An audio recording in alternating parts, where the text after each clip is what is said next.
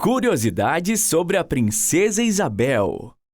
Isabel Cristina Leopoldina Augusta Micaela Gabriela Rafaela Gonzaga de Bourbon, Duas Sicílias e Bragança, mais popularmente chamada de Princesa Isabel, é o nome da personalidade histórica que vamos trazer alguns fatos curiosos hoje.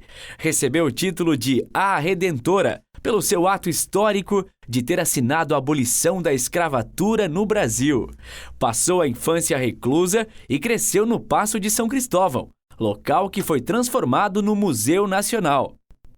Teve poucas amigas e era dona de uma personalidade forte, mas aceitava bem a vida como ela era, e certamente não era dada a questionar. Não sabemos muito sobre a herdeira de Dom Pedro II, além da relação com a causa abolicionista. Por isso, selecionamos alguns fatos sobre essa personagem que provavelmente você não saiba. Mas antes, se a sua cuca é curiosa como a nossa, não se esqueça de se inscrever no nosso canal para ficar por dentro dos nossos vídeos. 1. Herdeira do trono brasileiro aos 11 meses de idade. A princesa Isabel nasceu em 29 de julho de 1846, sendo a segunda filha de Dom Pedro II e Teresa Cristina. Seu irmão, Dom Afonso Pedro, nascido em 1845, veio a falecer em 1847 decorrente de convulsões. Com a morte do irmão, Isabel passou a ser a herdeira presuntiva, que é quando não há nenhum outro herdeiro aparente ou preferível. Sendo assim, herdeira ao trono brasileiro com apenas 11 meses de idade. Com o nascimento do terceiro filho de Dom Pedro II, em 1848, que recebeu o nome de Dom Pedro Afonso, a princesa Isabel perdeu o posto de herdeira. Contudo, Dom Pedro Afonso também morreu prematuramente em 1850.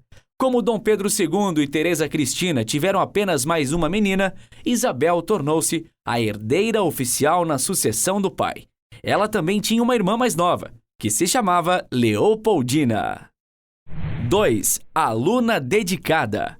As tradições portuguesa e depois brasileira exigiam que o herdeiro do trono tivesse um supervisor que ficaria encarregado da educação a partir dos 7 anos de idade. Dom Pedro II não queria que a educação de suas filhas fosse diferente da que era dada aos homens. Isabel e Leopoldina estudavam mais de 9 horas por dia, 6 dias por semana. Em seus estudos estavam literaturas portuguesa e francesa, astronomia, química, a história de Portugal, Inglaterra e França, desenho, dança, piano, economia política, geografia, geologia e a história da filosofia. Além de seu nativo português, Isabel também era fluente em francês, inglês e alemão. Mesmo com uma boa educação, seus professores e parentes não a prepararam para governar o Brasil ou entender suas questões sociais e políticas. 3.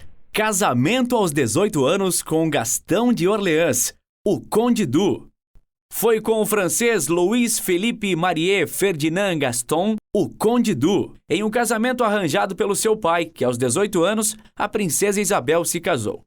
Ao conhecer a princesa, que era baixa, tinha olhos azuis, cabelo loiro, um pouco acima do peso e não tinha sobrancelhas, o conde disse que ela era feia. Mesmo assim, se casaram em 1864 e, segundo historiadores, eles viveram como um casal apaixonado e juntos tiveram 4 filhos: Pedro Alcântara, Luís de Orleans, Antônio Gastão e Luísa Vitória.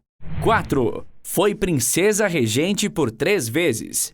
Por 3 vezes em que Dom Pedro II esteve fora do Brasil, ele delegou à filha as funções de chefe de Estado, tornando Isabel a princesa regente. A primeira vez que isso aconteceu foi em 1871, ano em que ela sancionou a Lei do Ventre Livre, lei esta que dizia que nenhuma criança nascida de escravas negras seria também escrava. A segunda foi durante os anos de 1876 e 1877, onde enfrentou problemas de ordem política, uma grande seca no Nordeste e um embate político-religioso entre maçons e católicos. Foi criticada e contestada se teria capacidade de substituir seu pai. A terceira vez foi em 1887, onde aderia à causa abolicionista e confronto direto com o escravocrata e ministro Barão de Cotegipe. Em 13 de maio de 1888, a princesa assinou a Lei Áurea. 5. Rejeitou a proposta de retomar o trono. Após o golpe militar que destronou Dom Pedro II em 15 de novembro de 1889, onde foi decretado a República no Brasil, e com a morte do mesmo em 1891, muitos movimentos exigiam a restauração da monarquia no Brasil por meio de uma guerra civil. Mesmo sendo legítima herdeira, Isabel preferiu evitar derramamento de sangue e não ser mais a imperatriz do Brasil, como fica claro em um bilhete endereçado ao seu último chefe de gabinete, João Alfredo. Meu pai, com seu prestígio, teria provavelmente recusado a guerra civil como um meio de retornar à pátria. Lamento tudo quanto possa armar irmãos contra irmãos. É assim que tudo se perde e que nós nos perdemos. O Senhor conhece meus sentimentos de católica e brasileira. 6. Exílio e morte em Paris. Após a proclamação da República, a princesa Isabel e sua família exilaram-se na França. O novo governo republicano aboliu as pensões da família imperial e oficialmente baniu todos os seus membros para sempre do território brasileiro. Os últimos dias da princesa foram passados no Castelo Du, em Paris. Ela faleceu em 14 de novembro de 1921. Esses últimos dias foram dedicados à família e obras de caridade da Igreja Católica. 7. Retorno ao Brasil. A princesa Isabel retornou ao Brasil, porém não em vida. Em 1953, os restos mortais da princesa foram repatriados. 50 anos após a sua morte e em comemorações à Lei Áurea, no dia 13 de maio de 1971, eles receberam honras de chefes de Estado e ficaram expostos na Igreja do Rosário, na Rua Uruguaiana. Os restos mortais da princesa Isabel e também os do seu marido, Conde Du, foram reenterrados na Catedral de São Pedro de Alcântara, na cidade de Petrópolis, no Rio de Janeiro, considerado berço da tradição do Império Brasileiro. Se você gostou desse vídeo, deixa seu joinha e se inscreve no canal, pois a nossa Cuca é sempre muito curiosa.